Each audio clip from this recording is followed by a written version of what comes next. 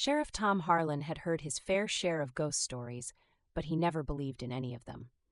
In the small town of Millfield, rumors spread faster than wildfire, and the latest one was no different. People were whispering about a faceless figure standing by their beds at night, haunting their dreams. Tom dismissed it as mass hysteria, a product of overactive imaginations and too many late-night horror movies. But then people started disappearing. It began with Mrs. Henderson, the kindly old librarian.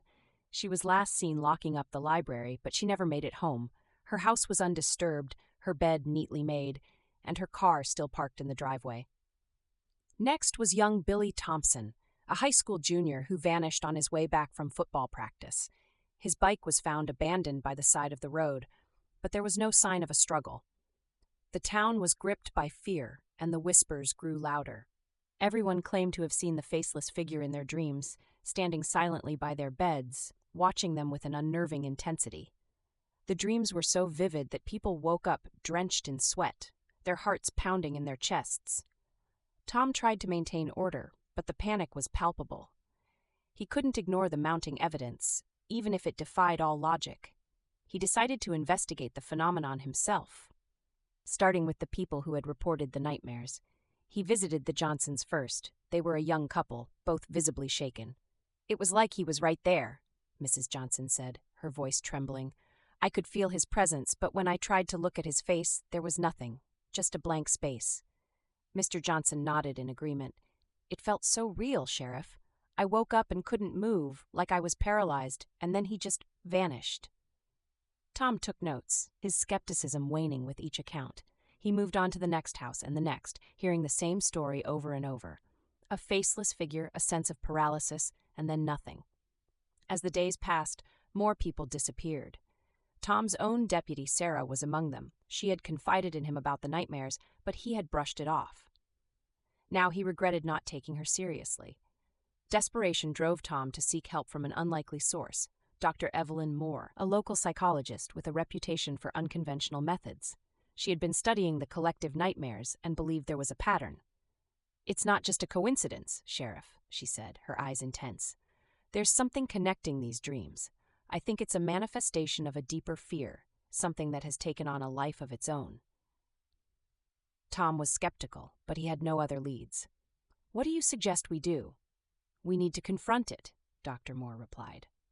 "We need to face the fear head-on."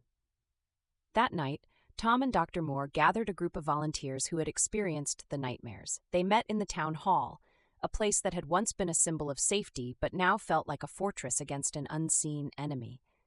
Dr. Moore led them through a guided meditation, urging them to focus on the faceless figure. "We need to understand what it wants," she said. "We need to bring it into the light." As they meditated, the air grew thick with tension. Tom felt a cold shiver run down his spine, and he knew they were not alone. The room seemed to darken, and a palpable sense of dread filled the space. Then he saw it. The faceless figure standing at the edge of the circle, its presence more real than ever before. Tom's heart raced, but he forced himself to stay calm. "What do you want?" he demanded, his voice steady. The figure remained silent, but Tom felt a wave of emotion wash over him. It was a mix of sorrow, anger, and fear. He realized that the entity was not just a random apparition. It was a manifestation of the town's collective trauma, a dark echo of their deepest fears. Dr. Moore's voice cut through the silence. "We need to let go of our fear. We need to accept it and move past it." The volunteers joined hands, their faces etched with determination. They focused on their breathing, on the sense of unity that bound them together. Slowly, the figure began to fade, its presence weakening with each passing moment. Tom felt a sense of relief wash over him as the figure disappeared completely. The room brightened, and the oppressive atmosphere lifted. The nightmare was over. In the days that followed, the disappearances stopped, and the town began to heal. Tom never fully understood what had happened, but he knew that they had faced something beyond the realm of ordinary experience.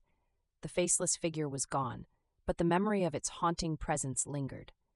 Millfield returned to its quiet, peaceful existence, but the townspeople would never forget the terror that had gripped them. And Tom, once a skeptic, had learned to believe in the power of the unknown. As he patrolled the streets, he couldn't help but glance over his shoulder, half expecting to see the Faceless Watcher standing silently in the shadows.